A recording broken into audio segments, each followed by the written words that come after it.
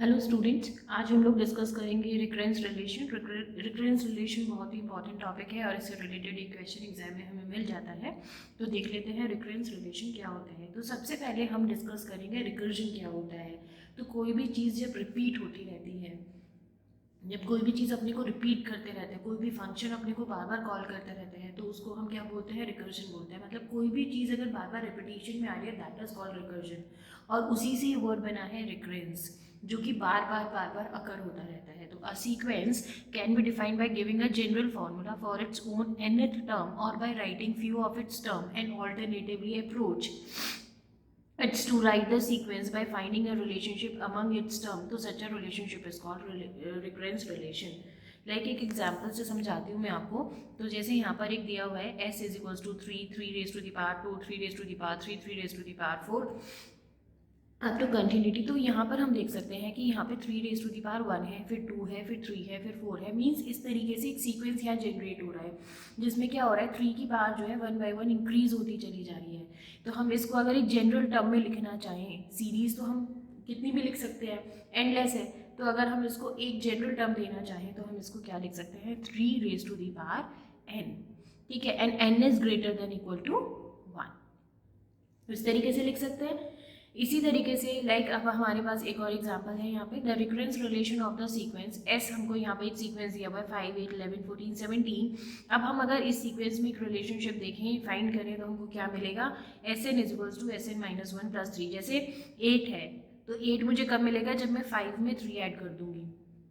11 है, 11 को अगर मैं यहाँ पे रखती हूँ, इसका मतलब 11 मुझे कब मिलेगा, जब मैं इससे प्रीवियस वाला टर्म जो है 8 में 3 ऐड कर दूँ। मतलब nth टर्म मुझे तब मिलेगा जब मैं उससे प्रीवियस टर्म में 3 ऐड कर दूँ। 14 मुझे कब मिलेगा, जब मैं 11 में 3 ऐड कर दूँ। 17 कब मिलेगा, जब 14 में 3 ऐड कर दूँ। कंडीशन क्या है साथ में, कि n is greater than equal to 2 है यहाँ पे। तो इस तरीके से जो है हम यहाँ पर डिफाइन कर सकते हैं जो भी सीक्वेंस सीरीज हमारे पास होते हैं, उनको एक जनरल फार्मूला के थ्रू इस तरीके से डिफाइन हम कर सकते हैं। नेक्स्ट हम लोग यहाँ पर डिस्कस करेंगे order. The order of a recurrence relation defined by a n is equals to, इस तरीके से हमको एक सीरीज यहाँ पर मिला हुआ है, इज के, वेयर के एन डिपेंड्स ऑन वन और मोर ऑफ द प्रीवियस के टर्म्स एंड के इज द स्मॉलेस्ट इंटीजर। तो ऑर्डर में क्या होता है हमारे पास, कि जो भी हमारे पास सीरीज है, तो वो जो केथ जो टर्म है, केथ जो वैल्यू है यहाँ पे, वो क्या कहलाएगा, उसका ऑर्डर कहलाएगा। जैसे कि मैं आपको यहाँ पर दिखा सकती हूँ, अगर मैं यहाँ पर बात करती हूँ तो ए एन, और इसको भी अगर मैं इधर ले आऊँ तो -3 a n-1, तो k का वैल्यू यहाँ पर कितना है, 1। तो यहाँ पे इसका ऑर्डर कितना हो गया, यहाँ पे 1। नेक्स्ट क्या है हमारे पास, degree. The degree of the recurrence relation is the degree of F. तो जो भी फंक्शन की डिग्री होती है उसको हम क्या बोलते हैं, डिग्री बोलते हैं रिकरेंस रिलेशन की। तो अगर डिग्री 1 है तो उसको तो हम क्या बोलेंगे, लीनियर रिकरेंस रिलेशन। और अगर डिग्री 2 है तो उसको क्या बोलते हैं, क्वाड्रेटिक रिकरेंस रिलेशन। तो अब अगर मैं यहाँ पर इस एग्जाम्पल से आपको समझाऊँ यहाँ पे, तो हम देखेंगे कि यहाँ पे जो डिग्री है, हम एन जो एन वाले टर्म्स हैं उनको एक्सक्लूड कर देंगे। बाकी जो पॉलिनोमियल है, अगर उसमें डिग्री हम चेक करें तो कितनी है, यहाँ पे डिग्री 1, पार में कुछ भी नहीं है, 1 है सबकी। तो डिग्री कितनी हो जाएगी यहाँ पे, 1। तो इस तरीके से हम ऑर्डर और डिग्री रिकरेंस रिलेशन का फाइंड कर सकते हैं। नेक्स्ट है हमारे पास homogeneous and non homogeneous recurrence relation. तो कोई भी रिकरेंस रिलेशन जो है वो होमोजीनियस तब कहलाता है कि जब उसमें सारे टर्म्स जो होते हैं वो एक जैसे होते हैं, contains number of terms that if and only for variable n। Okay, अब कोई भी रिकरेंस रिलेशन अगर इसके अदर टर्म्स भी उसमें हम इंक्लूड कर लेंगे तो उसको क्या बोल देंगे, हम नॉन होमोजीनियस बोल देंगे। जैसे कि यहाँ पर दिया हुआ है, तो यहाँ पे n टर्म भी इसमें इंक्लूडेड है, तो इसको हम क्या बोल देंगे, नॉन होमोजीनियस। अगर ये नहीं होता तो ये क्या हो जाती, होमोजीनियस हो जाती। तो एक एग्जाम्पल मैं आपको यहाँ पे समझाना चाहूँगी, सॉल्व करेंगे हम इस रिकरेंस रिलेशन को। तो ये दिया हुआ है question, ar+3 -2ar+2 -5ar+1 +6ar equals to 0। तो इसको हमने इस तरीके से लिख लिया, यहाँ पे क्या है, 3 है, तो ये क्या हो गया, e⁻³ ar -2 e⁻2 ar -5 e⁻1, लिखने की जरूरत नहीं है, ar + 6ar इज 0। अब इस पूरे में से हमने ar कॉमन ले लिया, ठीक है, तो अंदर ये बचा हमारे पास, और ar क्या हो जाएगा इधर जाके 0। तो इस इक्वेशन को हम सॉल्व करेंगे और सॉल्व करके हमने यहाँ पे ई के वैल्यूज फाइंड कर लिए, या हम बोलें कि जो इक्वेशन थी उसके रूट्स हमने फाइंड कर लिए।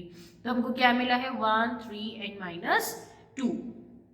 तो यहाँ से हम क्या कर पाएंगे, इसका सोल्यूशन फाइंड कर पाएंगे। किस तरीके से, क्या ले लेंगे, एक करेक्ट इसका यहाँ पे करेक्टर ले लेंगे C1, 1 एक रूट है तो 1 raise to the power r plus C2, 3 एक है तो 3 raise to the power r plus C3, -2 है तो -2 raise to the power r। तो इस तरीके से ये हमको सोल्यूशन यहाँ पर मिल गया। एक और एग्जाम्पल हम देख लेते हैं। तो यहाँ पर हमको दिया है, जो प्रीवियस एग्जाम्पल हमने किया वहाँ पे 0 दिया हुआ था, लेकिन यहाँ पे 5 raise to the power r हमको दिया है। तो देख लेते हैं इसको कैसे सॉल्व करना है। तो सबसे पहले वही e square AR minus 4e AR plus 3AR, AR common ले लेंगे, e के वैल्यूज फाइंड कर लिया 3 और 1, और उसको हमने यहाँ पे सोल्यूशन में लिख लिया C1 3 raise to the power r plus C2 1 raise to the power r। अब as a trial solution AR का वैल्यू हम ले लेंगे यहाँ पे। तो क्या हो जाएगा, वो a एक वेरिएबल ले लिया हमने और 5 raise to the power r हमको यहाँ पे दिया हुआ है, तो वो हमने यहाँ पे ले लिया। और AR का ये जो वैल्यू है इसको हम इस इक्वेशन में यहाँ पर पुट कर देंगे। ठीक है, AR का वैल्यू यहाँ पर हम पुट कर देंगे। तो जब हम पुट करेंगे, AR की वैल्यू है A5R, तो जब AR प्लस 2 हो जाएगा तो क्या हो जाएगा, A into 5R plus 2 minus 4A5R plus 1 plus 3A5R is equals to 5R। और यहाँ से A और 5R हमने कॉमन ले लिया, तो अंदर बचा हमारे पास ये, और सॉल्व करके A का वैल्यू हमको क्या मिला 1/8। और ये जो हमको 1/8 मिला है इसको हम यहाँ पर पुट कर देंगे। तो AR का वैल्यू कितना हो जाएगा 1/8 5 raise to the power r। तो ये हमें पार्शियल इंटीग्रेशन की वैल्यू हमको ये मिल गई यहाँ पर। ठीक है, अब जो कंप्लीट सोल्यूशन हमको मिलेगा वो कैसे मिलेगा, दिस प्लस दिस, दोनों को ऐड कर देंगे। तो दोनों को ऐड करके हमने यहाँ पे लिख दिया, तो ये हमको क्या मिल गया, कंप्लीट सोल्यूशन यहाँ पर मिल गया इस तरीके से। ठीक है, तो इस तरीके से हम किसी भी तरीके के रिकरेंस रिलेशन को सॉल्व कर सकते हैं स्टूडेंट्स। तो आज के लेक्चर में बस इतना ही। Thank you.